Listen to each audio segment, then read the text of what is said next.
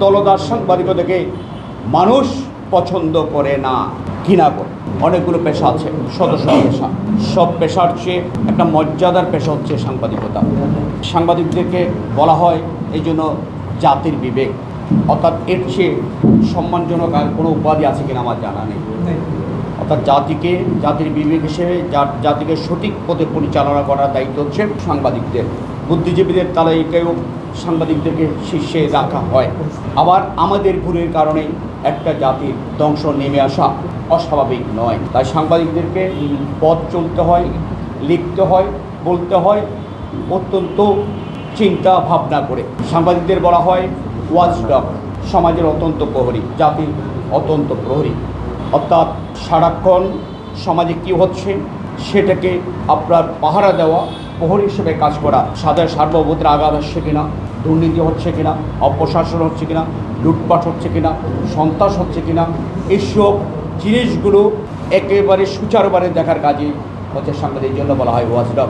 কিন্তু দুর্ভাগ্যজনক হলো সত্য, আজকে আমরা সাংবাদিকরা এত বেশি দলদাস হয়ে গেছে, এত বেশি ব্যক্তিকেন্দ্রিক হয়ে গেছে, এত বেশি স্বার্থবাদী হয়ে গেছে, আমরা আজকে সমাজের ওয়াচডগ না হয়ে প্যাড ডগ, পোষা কুকুরে পরিণত হয়ে যাচ্ছে, যেটা জাতির জন্য অত্যন্ত লজ্জার এবং জাতির জন্য অত্যন্ত দুঃখের বিষয়।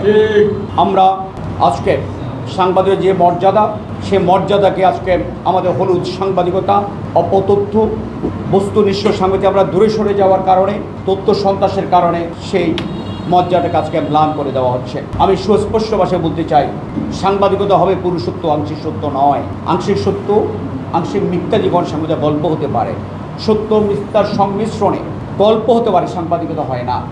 দেশপ্রেমিক হতে হলে যেমন 100 পেতে হয়, তেমনি সাংবাদিক যদি হতে চান, সাংবাদিকতা যদি চান, যদি নিউজে বলেন, আপনাকে শতভাগ সত্যটাই লিখতে হবে।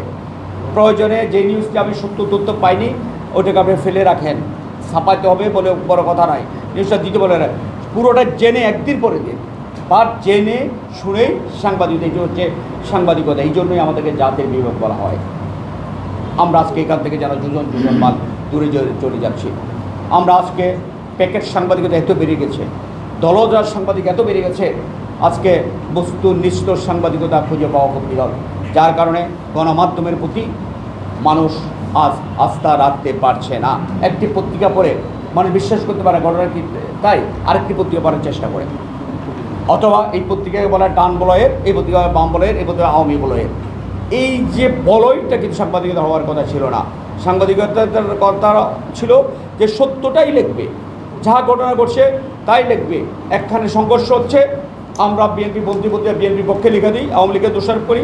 আওয়ামী লীগ বন্দী পত্রিকাগুলো আওয়ামী লীগের যত আকাম করুক পক্ষে লিখে দেয়, আওয়ামী লীগের বিএনপিকে দোষারোপ। এইটাই হচ্ছে অপসাংবাদিকতা, এটা হলো দলদাসগিরি। একটি জিনিস খেয়াল করবেন, দলদাস সাংবাদিকতাকে মানুষ পছন্দ করে না, ঘৃণা করে। যদি আপনি দলদাস সাংবাদিক হন, অপসাংবাদিকতা করেন, তথ্য সন্ত্রাস করেন, তাহলে জনগণের কাছে কখনোই আপনি নন্দিত হবেন না, বরং নিন্দিত হবেন। এই জায়গায় যেন আমরা কোনো ছাড় না দিই। প্যাকেট সাংবাদিকতা চলবে না। আজকে প্যাকেট পেয়ে যার পিছনে তার পিছনে বহুদর্শীদের পক্ষে আমরা অবস্থান নিয়ে ফেলি। বিশেষ করে বিগত 16 বছর বাংলাদেশের সাংবাদিকতা বলে কিছুই ছিল না, একবার পুরো অপসাংবাদিকতা ছিল। ফ্যাসিস্ট সরকারের আমলে কোনো সত্য পত্রিকায় কিংবা টিভিতে তুলে ধরা যেত না, দিনের ভোর রাতে হয়ে গেছে। আমরা কি তুলে ধরতে পেরেছি? আয়নাগরের মতো এক ভয়ঙ্কর আপনার টর্চার সেল হয়েছে, বাংলাদেশের কি সাংবাদিক জানতো, লিখতে পেরেছে? পারেনি। আজিজ সেনাপ্রধান সাবেক, তার দুর্বৃত্ত, তার সন্ত্রাসী ভাইরা যেভাবে তাণ্ডব চালিয়েছে, যেসব কাজ করে জানতো, জেনেও লিখতে পারেনি। বাট বিদেশি গণমাধ্যমে লিখে তারা কিন্তু পুরস্কার পেয়েছে আন্তর্জাতিক, আমরা সেটা পারিনি। এটা হলো একদিকে হইতে পারে আমাদের আপোষকামিতা, অথবা আমরা দলদাসে পরিণত হয়েছিলাম। আপোষকামী মনোভাব যার আছে সেই সাংবাদিক হতে পারে না। সাংবাদিকদের হতে হবে নিরাপোষ, কারোর সাথে আপোষ করা যাবে না, মিথ্যার সাথে কোনো অবস্থাতে আপোষ করা যাবে না। সেটাও যে সাংবাদিকের ধর্ম। আরেকটি কথা খেয়াল রাখবেন, যে সাংবাদিকতা কখনো নীরব হতে পারে না। সাংবাদিক হলো সবসময় সরব, সত্যের পথে সরব, অসত্যের বিরুদ্ধে সরব, মিথ্যার বিরুদ্ধে সরব, সন্ত্রাসের বিরুদ্ধে সরব, দুর্নীতির বিরুদ্ধে সরব, তথ্যের বিরুদ্ধে সরব। এটাই হচ্ছে সাংবাদিকের কাজ। কিন্তু আমরা আজকে সেই জায়গা থেকে যোজন যোজন দূরে চলে গেছি। আমাদেরকে বাস্তবিকত্বে সাংবাদিকতায় ফিরে আসতে হবে। সাদাকে সাদা, কালোকে কালো বলতে হবে, সত্যটাই আমাদের তুলে ধরতে হবে। মনে রাখবেন, সাংবাদিকতা কল্যাণের জন্য, সাংবাদিকতা মঙ্গলের জন্য, অমঙ্গলের জন্য সাংবাদিকতা হতে পারে না। অকল্যাণের জন্য সাংবাদিকতা হতে পারে না। রাষ্ট্রের বিরুদ্ধে কোনো কাজ সেটা সাংবাদিক হতে পারে না। সমাজের বিরুদ্ধে যেটা সাংবাদিকতা হতে পারে না। এই জায়গায় আমাদের কোনো আপোষ করা চলবে না। এই জিনিসটি আমাদের বন্ধুরা, আপনারা অন্তত মহাশয় যারা আছেন তারা খেয়াল রাখবেন। আরেকটা জিনিস আমি বলি, সাংবাদিকতা অত্যন্ত মহান পেশা, সবচেয়ে মর্যাদার পেশা, বাট এই পেশার লোকরা সবচেয়ে বেশি দরিদ্র। দরিদ্রের সাথে লড়াই করে আদর্শকে তুলে ধরা, সত্যকে তুলে ধরা, ন্যায়নিষ্ঠ থাকা, সত্যনিষ্ঠ থাকা, এখানেই হলে সাংবাদিকতার বাহাদুরি। এই জায়গায় আমরা কোনো আপোষ করব না। কিন্তু বিগত সরকারের সময় আমি যেটা বললাম, বেশিরভাগ সাংবাদিকরা আপোষ করে সাংবাদিকতা দলদাসে পরিণত হয়েছিল। সেই সব দলদাসরা, আপনারা জানেন সাংবাদিকতার যে ক্ষতিটা আমাদের করে গেছে, সেটা হলো ইন্ডিয়া থেকে শেখ হাসিনা চুক্তি করে আসলেন। বাংলাদেশের মানুষ জানা, সংসদ জানা, কেউ জানা, নানা ধরনের লেখালেখি হচ্ছে। উনি আসলেন, প্রেস কমার্স রাখলেন, সম্পাদকরা গেলেন। আমাদের প্রয়োজন ছিল সাংবাদিকের, সে জিজ্ঞেস করে আপনি যে চুক্তি করে আসলেন, ভারতে কী কী চুক্তি করলেন, সেই চুক্তিগুলোর জনসম্পর্কে আপনি প্রচার করুন, আমাদেরকে জানান কী কী চুক্তি করে, এবং সেই চুক্তিগুলো কী কী, সেটার আমাদের বেনিফিট থাকে না। সেদিন তিনি প্রশ্নটি আমাদেরকে করেনি, বরং কি বললেন যে আপনি তো আর বাংলাদেশের নেত্রী নাই, এখন আপনি আন্তর্জাতিক নেতৃত্বে পরিণত হয়েছেন। একজন সম্পাদক,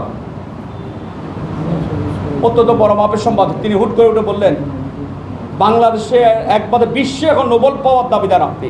দিনেবুর রাতি করছে উনি নাকি হলো নোবেল পাওয়ার জন্য, শত শত গুম করছে উনি নাকি নোবেল পাওয়ার জন্য। যিনি ভোটাধিকার কেড়ে নিয়েছে, মানুষ হত্যা করেছে, গুম খুন করেছেন, যিনি জনগণকে অন্ধকারকে ভারতের কাছে সম্পূর্ণ তার আত্মসমর্পণ করে এসেছে, তাকে বলে যে আপনি হচ্ছে বিশ্বনেত্রী, আপনি হচ্ছেন একমাত্র নোবেল পাওয়ার বিশ্বের মধ্যে যোগ্য। এর চেয়ে তুষামতি, এর সেই দলদাসগিরি আর কিছু হতে পারে? এইভাবে সাংবাদিকতা থেকে আমাদের ধ্বংস করেছে। সম্পাদক মালিকরা যখন এবার তোষামতি করেন, রিপোর্টাররা কীভাবে লিখবেন সত্যটা বলুন? এভাবে সাংবাদিকতা শেষ করে দিয়েছে। এইটা যেন আমরা আর না দেখি। এখন ছাত্র জনতার গণ অভ্যুত্থানের মধ্য দিয়ে অসংখ্য ছাত্রের রক্তের বিনিময়ে, এক সাগর রক্তের বিনিময়ে আজকে বাংলাদেশে আমরা অনেকটা এখন স্বাধীন হয়েছে বলা যায়। অনেকটা আমরা গণতন্ত্র ফিরে পেয়েছি, হয়তো ভোটাধিকার পুরোপুরি না পেলেও বাকি সব গণতান্ত্রিক অধিকারগুলো আমরা ফিরে পেয়েছি। এখন আমাদের মোক্ষম সময়, এই সময়টা হলো আমাদের সত্যিকারের সাংবাদিকতার একটা সময় এসেছে, চমৎকার সময় এসেছে। আমরা অতীত থেকে শিক্ষা নিয়ে আমরা হলুদ সাংবাদিকতা, তথ্য সন্ত্রাস, অপসাংবাদিকতা থেকে দূরে সরে এসে আমরা বক্তৃতা হতেই আমরা সাংবাদিকতা করব, এবং সাংবাদিকের যে মর্যাদা, সাংবাদিকের যে হিতগৌরব, সেটা আমরা ফিরে আনব। এটাই হবে আজকের দিনের অঙ্গীকার। আমার এতটুকু বক্তব্য। এবার আমি আমাদের কিছু সাংগঠনিক বিষয়ে কথা বলবো, সেটা আপনারা আশা করি কোনো লিপিবদ্ধ করবে না, সেটা আপনারা বন্ধ করবেন।